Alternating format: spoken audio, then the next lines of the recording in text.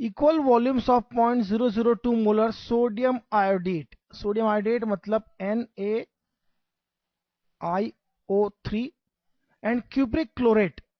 Cupric chlorate are mixed together.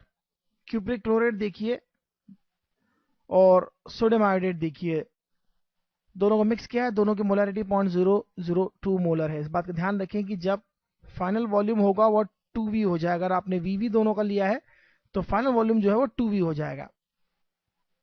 इसलिए दोनों की अगर सेपरेट अगर आप आयंस कैलकुलेशन करना चाहते हैं तो वो हाफ हो जाएगी। इस बात का ध्यान रखना है आपको। तो इससे आपको क्या मिलेगा ये भी आपको देखना है, लेकिन क्वेश्चन देख लेते हैं। Will it lead to precipitation of copper iodate. ध्यान से रखिए यह एक अच्छा खासा इलेक्ट्रोलाइट है, इसलिए आपको सोडियम प्लस और IO3 निगेटिव आयंस मिलेंगे।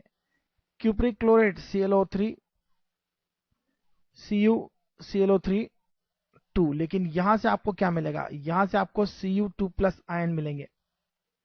तो इस सिस्टम में Cu2 प्लस आयन कॉन्सेंट्रेशन कितना होगा आप ये सब खुद देख सकते हैं। Cu2 प्लस कॉन्सेंट्रेशन जो है वह 0.001 होगा। क्यों होगा 0.001? क्योंकि वॉल्यूम डबल हो गया। ऑलरेडी 0.002 मोलर सॉल्यूशन था, लेकिन जब वॉल्यूम डबल वॉल्यूम में हो चले गया तो हाफ हो गया। और इसी तरह से आयोडेट कॉन्सेंट्रेशन जो है वह कितना होगा यह भी देख लीजिए। ये भी अच्छा आयन, वह भी इसका हाफ होगा, क्योंकि जब आपने मिक्स किया था तब तो वह 0.002 मोलर था, लेकिन एक वॉल्यूम में था। दूसरे वॉल्यूम मिक्स होने से टोटल वॉल्यूम बढ़ गया, इसलिए कॉन्सेंट्रेशन हाफ हो गया। That's very simple thing.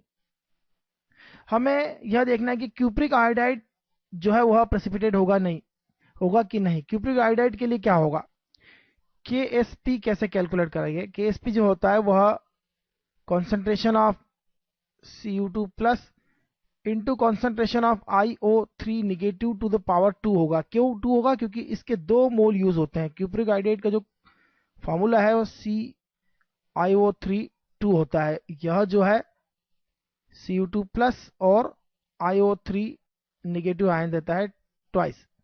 तो अगर S डिजोल्व हुआ है तो S और 2S मिलता है, इसलिए फॉर्मूला क्या हो जाता है 4S क्यूब।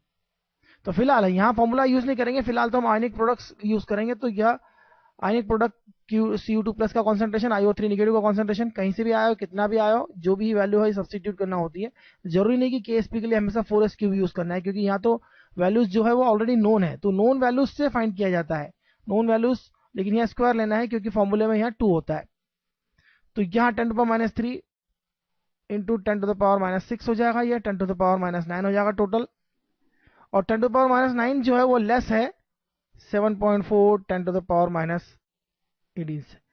KSP की बजाय मैं आयनिक प्रोडक्ट लिखता हूं तो ज्यादा अच्छा रहेगा। आयनिक प्रोडक्ट जो है वो इतना होगा।